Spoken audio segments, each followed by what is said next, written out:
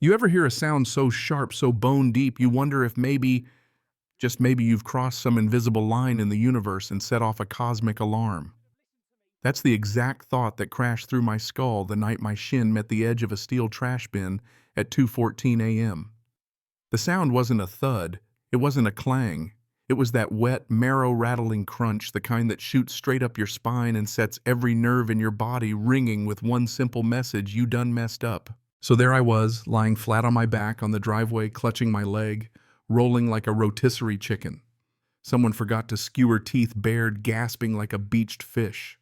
My golden retriever Barnaby, who can't see squat in the dark, but can sniff out drama like a bloodhound, took this as his cue to pounce paws right to the chest tongue in my face, tail thumping a drumbeat against the blacktop. "Get off, Barnaby!" I wheezed, shoving him away. Tried to blink away the pain, hoping my eyes would adjust. But they didn't. Couldn't. There was nothing to adjust to. I held my hand 6 inches from my nose. Nothing. Turned my head, searching for the sidewalk, the neighbor's mailbox zip. I might as well have been dropped into a sensory deprivation tank that stank like old trash and wet dog. The only thing breaking the void was the dim glow of my porch light, weak as a dying firefly. This wasn't a power outage. It was a black hole swallowing half the block. All thanks to Richard, the king of Oak Haven, HOA, and in his own mind, the savior of civilization as we know it. I made it back inside, one-legged and seething, iced my bruised shin with a bag of frozen peas, and let the fury simmer. Now, I'm not a man who gets bent out of shape easily. I spent 25 years as a logistics engineer for the Army Corps, building bridges under fire, rerouting supply convoys through floods and landslides, but nothing in my career prepared me for Richard and his fiscal feasibility studies over a busted light bulb. It'd been 6 months since the streetlights died. 12 houses, all of us living in the sort of darkness Hollywood reserves for slasher flicks. 6 long months. And every time I tried to get some movement, I got silence or that all-too-familiar pending review on our HOA's dumb community app. Come morning, I decided I wasn't going to shout, wasn't going to lose my cool. I was going to be the model citizen. At 9 a.m. sharp, I dialed the HOA office. Janice answered, voice as perky as a Disney cast member, and when I told her about my latest trash bin jousting, I heard the sigh of full-body deflation only a woman trapped between angry residents and Richard's stonewalling could produce. "He keeps moving the work order," she whispered. "Says we're in a budgetary recalibration period because of the clubhouse renovations. The clubhouse, a place nobody actually used, now getting new Italian slate tiles worth more than my first car." Meanwhile, we're groping our way to the mailbox every night like coal miners. "Let me talk to him," I insisted. Janice tried to dodge. "He's in a meeting." But I could see him out my kitchen window, leaf-blowing his driveway in that hideous Argyle vest. Finally, the line clicked, and Richard's voice boomed out, overbearing, oily, full of fake neighborly warmth. "Jack, beautiful day. Your hydrangeas are coming in nicely, except a little wilting on the left." I cut him off. "The lights, Richard. It's a safety hazard. We pay almost $1 million a year in HOA dues. Where's it going?"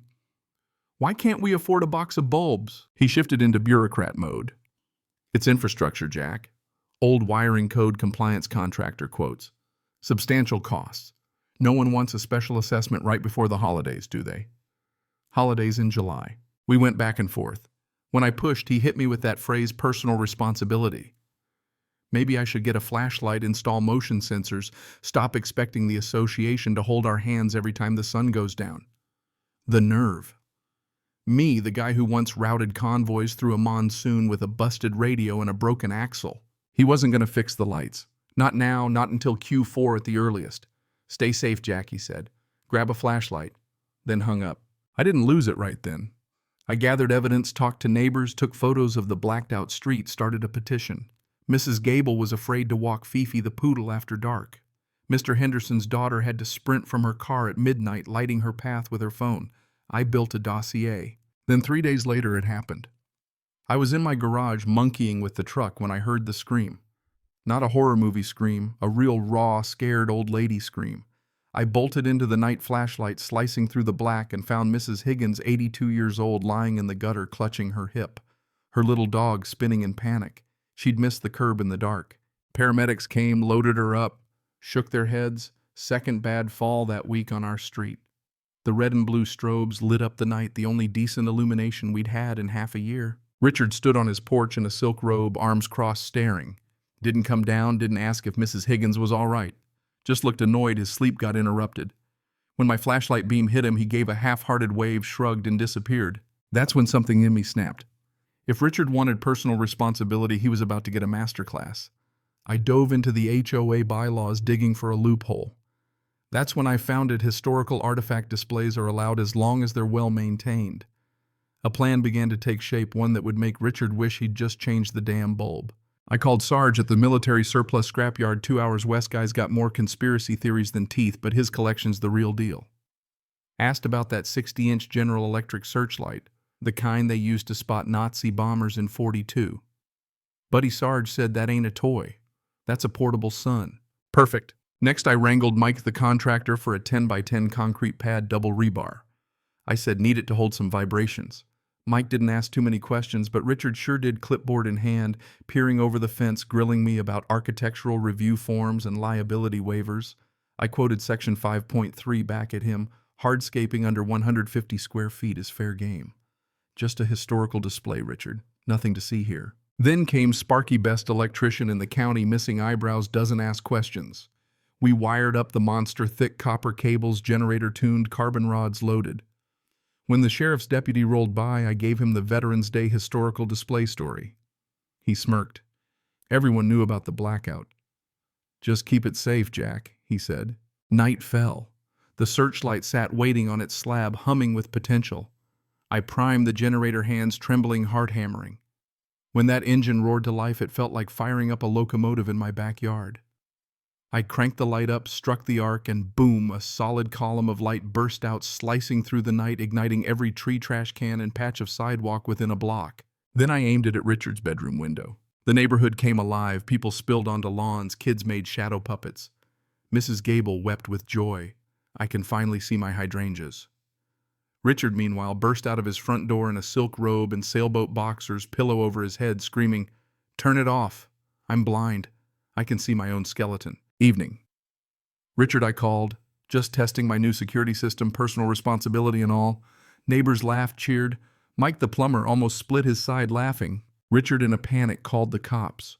When Officer Miller showed up, he was more impressed than angry, especially after I showed him the binder generator within noise limits, light classified as a historical artifact, temporary emergency safety lighting exemption thanks to Mrs. Higgins's accident.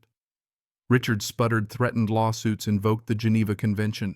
Miller just asked me to keep it down after 11. 3 nights. That's how long the siege lasted. Richard tried to block the beam with his car, just ended up lighting his whole dining room like a discotheque.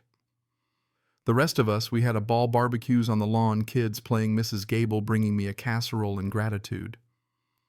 Finally, on the 3rd night, Richard broke. Called me voice hoarse wife, gone to her sister's cat, traumatized. "What do you want, Jack?" "Fix the lights. Tonight." And so he did. Pulled every string he had paid triple to the city utility crew. Turns out all we needed was a new fuse and a couple of photo sensors. By midnight, one by one, the streetlights flickered back to life. For the first time in months, the neighborhood glowed warm, amber safe. Richard. He aged 10 years in 3 days, lost the next HOA election, and quietly disappeared from neighborhood politics. The searchlight sits in my backyard, now covered, waiting, silent, guardian nuclear option. Whenever the HOA gets feisty, talks about banning pickup trucks or measuring grass height, I go outside, dust off the lens, and wouldn't you know, problems solve themselves. There's something funny about power, it's not just about who's got the loudest voice or the fanciest vest. Sometimes real power is just a stubborn guy with a little know-how and a willingness to stand his ground, plus a surplus World War II searchlight if you can swing it. So here's my question for you. Where's the line between standing up for what's right and going too far? When does personal responsibility become everyone's problem?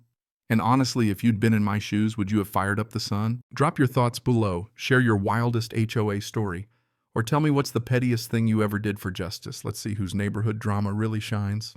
Cảm ơn các bạn đã xem video.